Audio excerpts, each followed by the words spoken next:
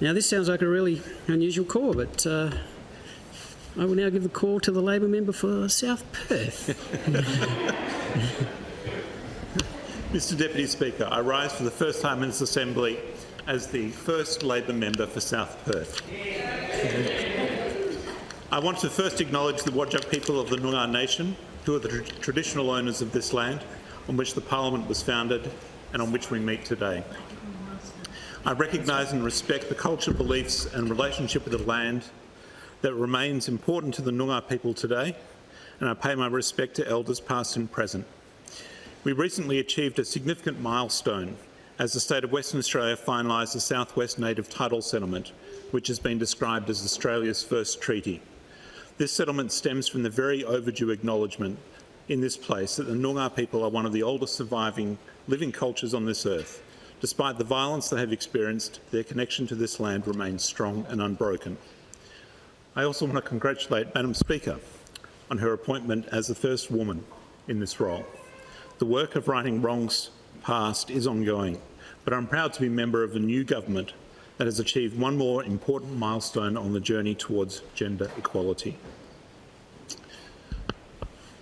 In this recent election, the voters spoke as clearly as they have ever spoken. They voted for good government. They voted for a government that is keeping them safe from the pandemic, keeping the economy strong and protecting jobs. It could not be plainer.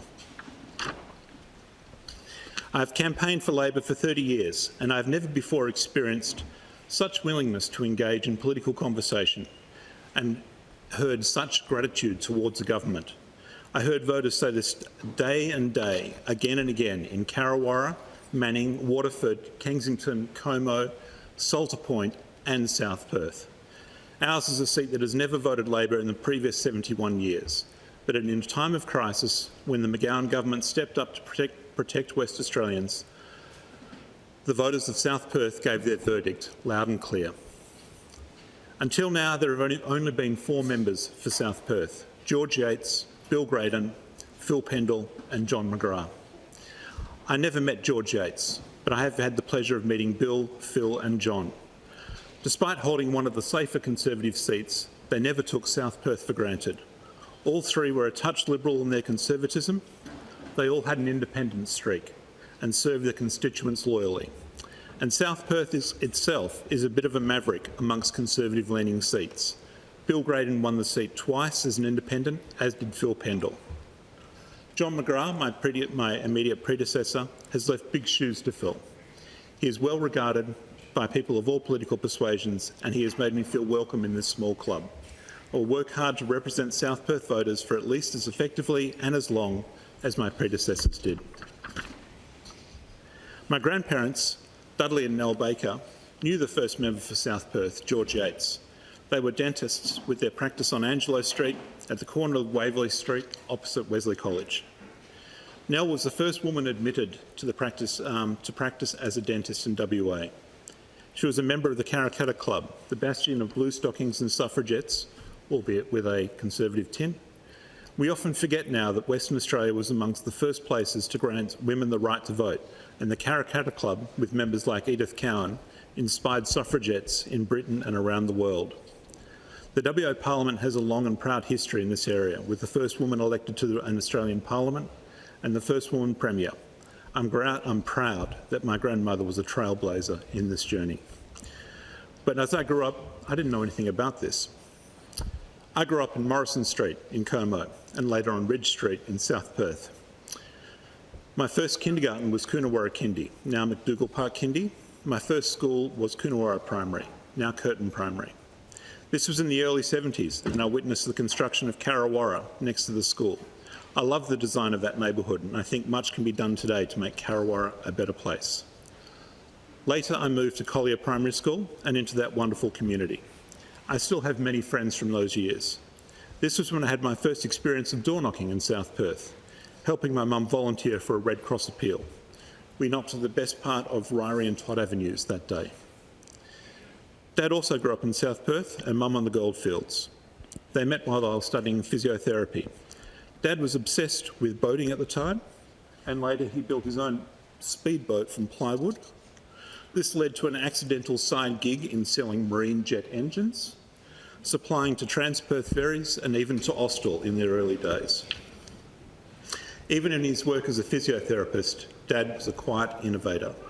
He was a pioneer of ultrasound treatment in WA and treated a wide range of patients, including the ballerina Margot Fontaine, Flea from the Red Hot Chili Peppers, and several of Perth's notable racehorses.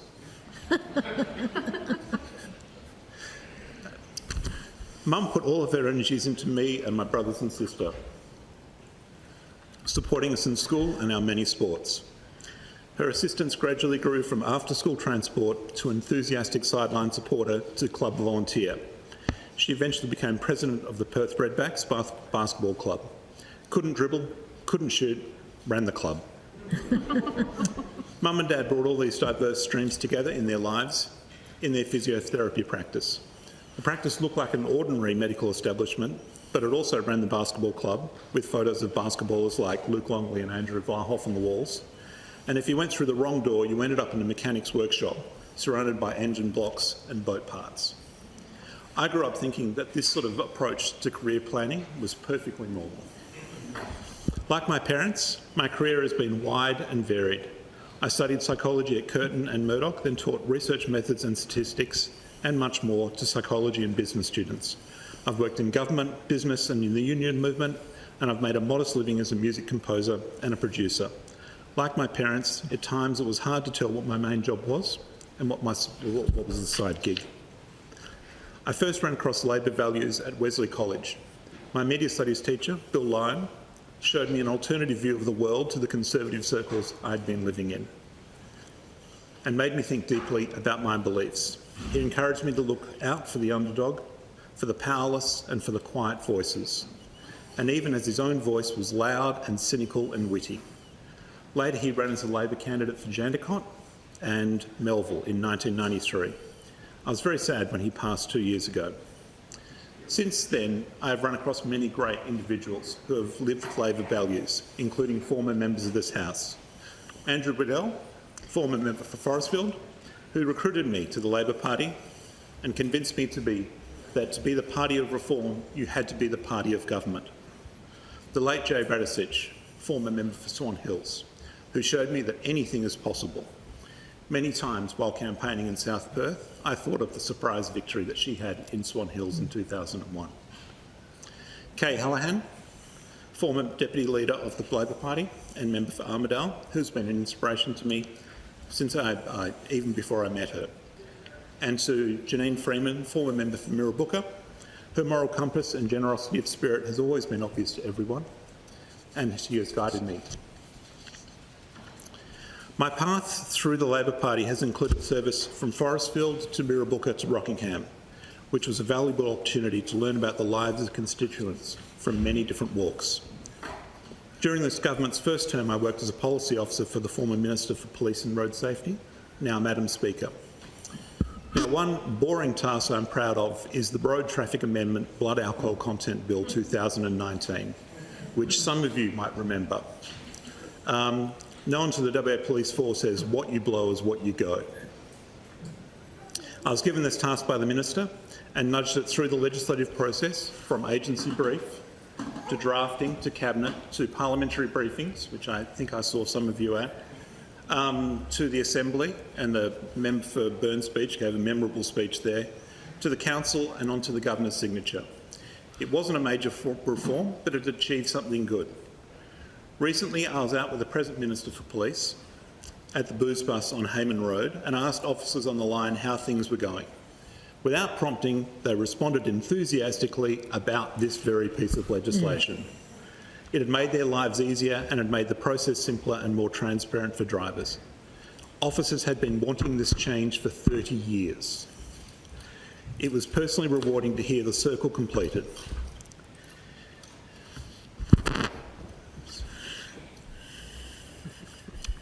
The arrival of the worldwide pandemic has made politics feel a great deal more personal. I don't think I'm alone in feeling that way. As the pandemic took hold, we have seen a wide variety of responses from around the world. On one hand, we had the McGowan government listen to medical advice and adopt a cautious approach designed to stop the virus at the border. On the other hand, we had people from other places, including politicians and business leaders, show disregard for safety, demanding we open the borders and let the virus tear through our community. We saw High Court challenges in Australia and conspiracy theorists around the world. These dangerous thoughts had consequences. My wife is from America, and we saw what her family had been through day to day. I saw what some of my own family were going through in the UK. When I compared their disrupted and isolated lives in the USA and the UK to our safe place, it was a stark and horrible contrast. We all know that. Coming from a family steeped in health sciences and my background in research methodologies, the choices for government seemed to be very clear, and yet too many public figures failed to grasp the problem and the solution. That's when I knew my background as a native in South Perth, my education and my training would bring something unique to this parliament.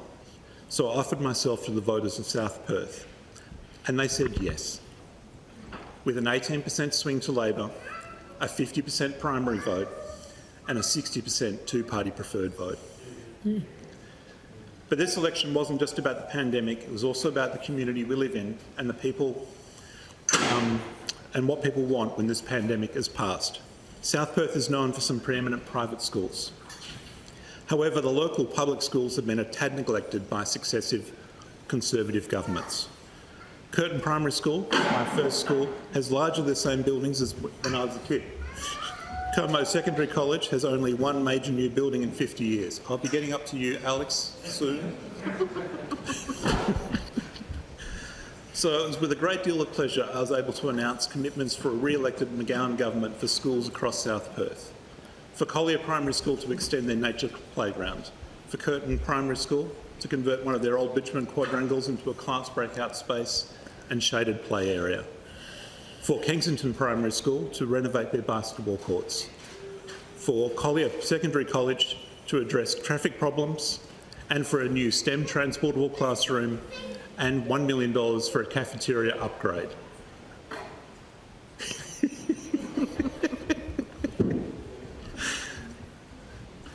WA Labor has a great record in public education.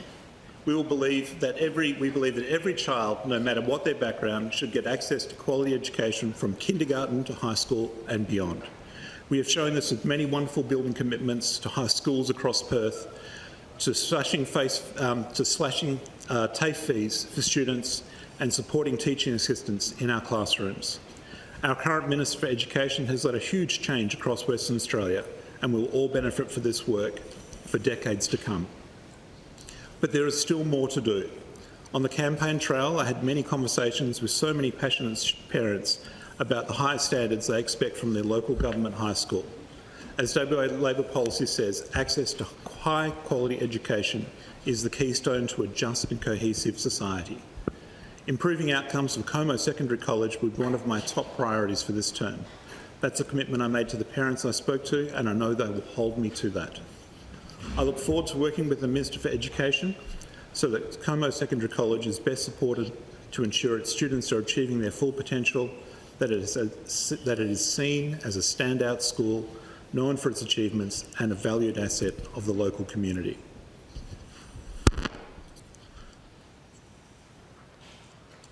The residents of South Perth have a keen idea of what their community should look like.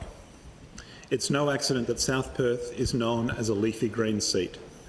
When I was younger, I took that beauty for granted.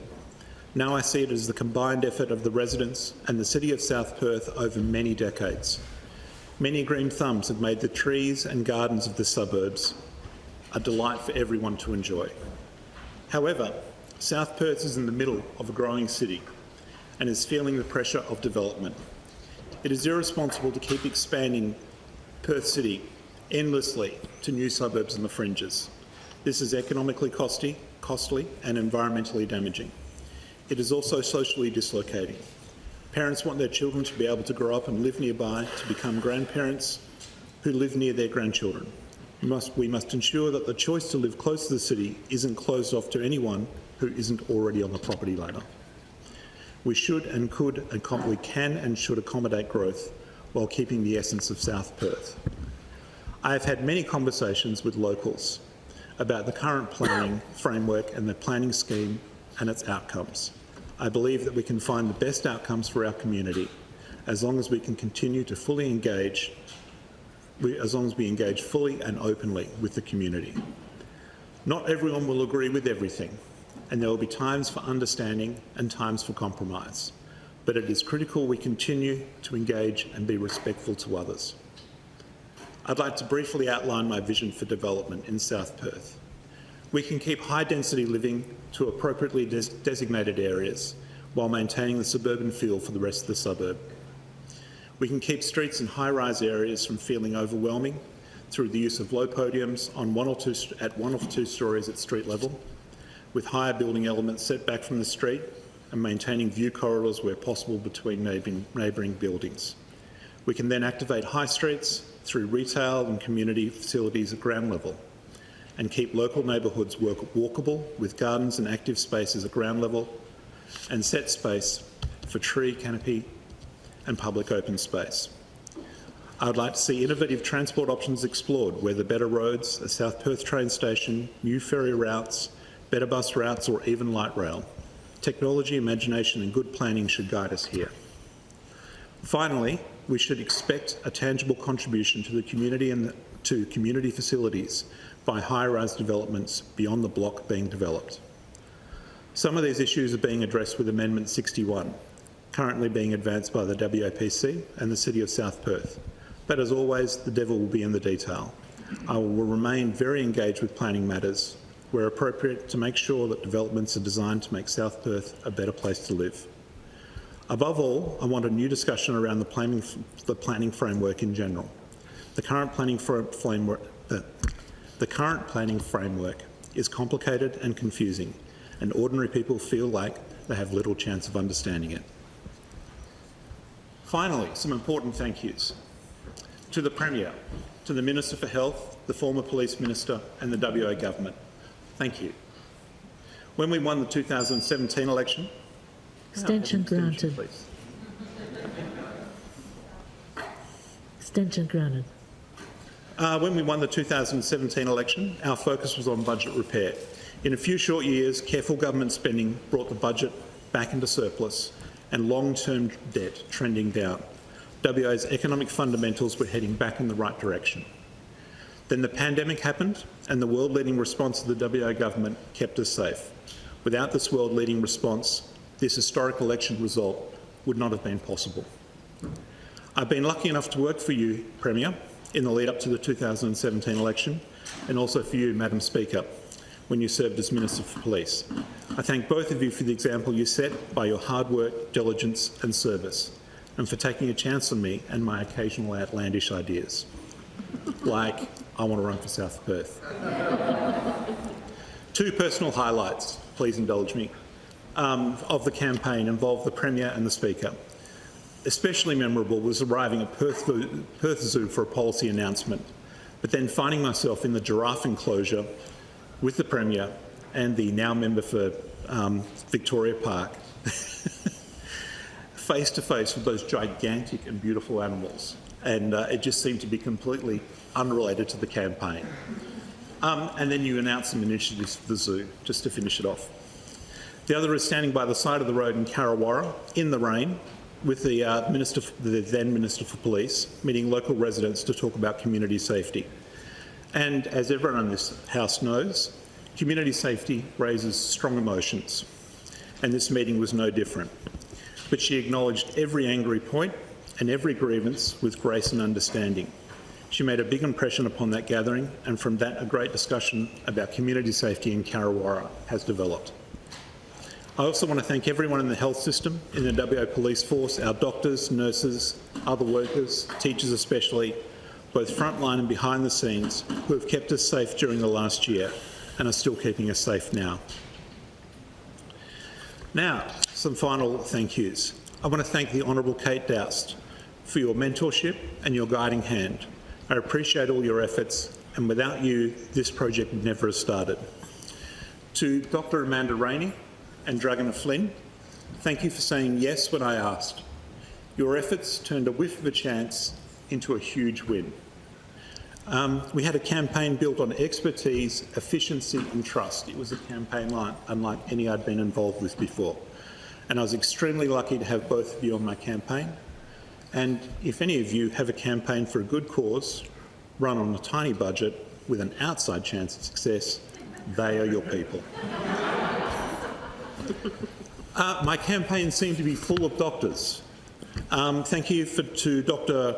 Ramanathan, Dr. Savendra, Dr. Strawn, Dr. Baker, Dr. McKenna, and Dr. Baker in the gallery there.